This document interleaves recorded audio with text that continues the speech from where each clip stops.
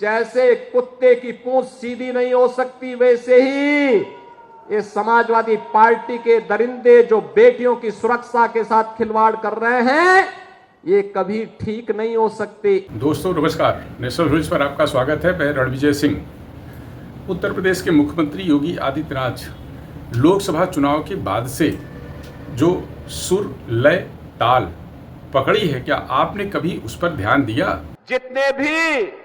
जितने भी दरिंदे पकड़े जा रहे हैं, बेटी की सुरक्षा के साथ खिलवाड़ करने वाले, इनके संबंध समाजवादी पार्टी से ही सबके संबंध हैं।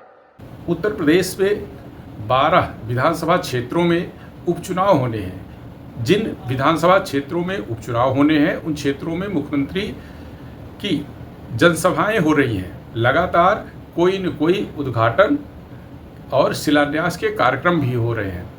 इन कार्यक्रमों में वह समाजवादी पार्टी के ऊपर हमले के लिए जिस शैली का इस्तेमाल कर रहे हैं, सामान्य तौर पर पहले यह तीखे तेवर वाली शैली कम दिखती थी।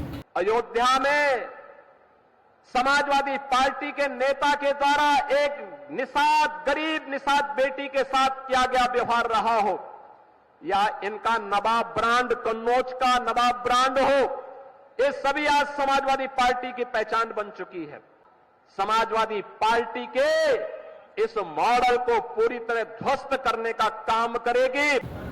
पहले वह हिंदूवादी नेता के तौर पर अपने भाषणों में ज्यादा दिखते थे, लेकिन विधानसभा चुनाव के बाद से योगी आदित्यनाथ की जो शैली, जो तेवर दिखा, वह पहले नहीं दिखता था। आज अयोध्या में एक सभा हुई और उस सभा में उन्होंने समाजवादी पार्टी, उनके कैडर और पूर्व मुख्यमंत्री अखिलेश यादव पर जिस स्टाइल में हमला किया, वह भी बिल्कुल नए किस्म का लगा। अगर समाजवादी पार्टी का सही चेहरा देखना हो तो ये चेहरा इनका वही है जो भदरसा में समाजवादी पार्टी के नेता मुइन खान ने किया है। ये भी समाजवादी पार्टी का नेता है। कन्नौज में इनका एक नवाब सिंह यादव है, उसने भी एक बेटी के साथ इसी प्रकार का व्यवहार किया है। अभी आप देख रहे होंगे भदोही में भी इनका एक विधायक, भदोही का कारनामा भी इनका देखिए। हरदोई में भी एक अधिवक्ता की हत्या समाजवादी पार्टी के ही पूर्व जिलाध्यक्ष के द्वारा की गई। एक बालिका के साथ अलीगढ़ में, मऊ के अंदर भी इनका एक नेता इस प्रकार के दरिंदगी की में शामिल पाया गया और इनका एक विधायक पूर्व बन चुका है।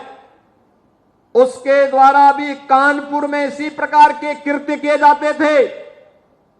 ये लोग गरीबों की जमीनों पर कब्जा करते हैं, अराजकता फैलाते हैं, देशद्रोही तत्वों को अपने राजनीतिक स्वार्थ के लिए प्रश्रय देते हैं, अराजकता फैलाते हैं। और इसीलिए मैं कह सकता हूं बहनों और भाइयों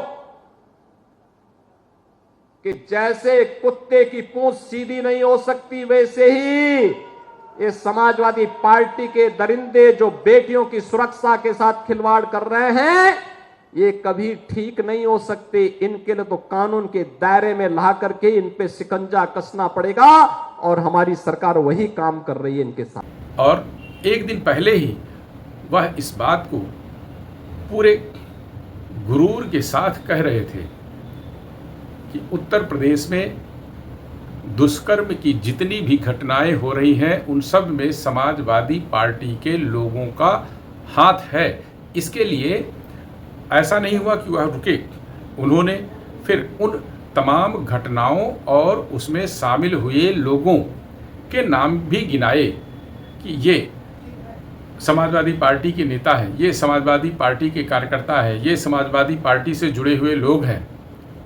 एक एक कर चुन चुन कर योगी आदित्यनाथ ने जिस किस्म से हमले शुरू किए हैं, वह बिल्कुल उनकी नई स्टाइल को दिखाता है। ये नई अयोध्या विकास के लिए नहीं, अब देश की पहली सोलर सिटी भी बन रही है। सोलर सिटी, भगवान सूर्य की रोशनी से यहां की लाइट जगमगाएगी। एक नई अयोध्या, सूर्य वंश की राजधानी, आज बहनों और भाइयों, सोलर सिटी के रूप में देश की पहली सोलर सिटी हमारी अयोध्या बन रही है। तो ये समाजवादी पार्टी के लोग जो अंधेरे में रहने के आदी हैं, ये कैसे इसको स्वीकार कर सकते हैं? कैसे स्वीकार कर सकते हैं? विकास तो इनके एजेंडे का हिस्सा कभी रहा ही नहीं है।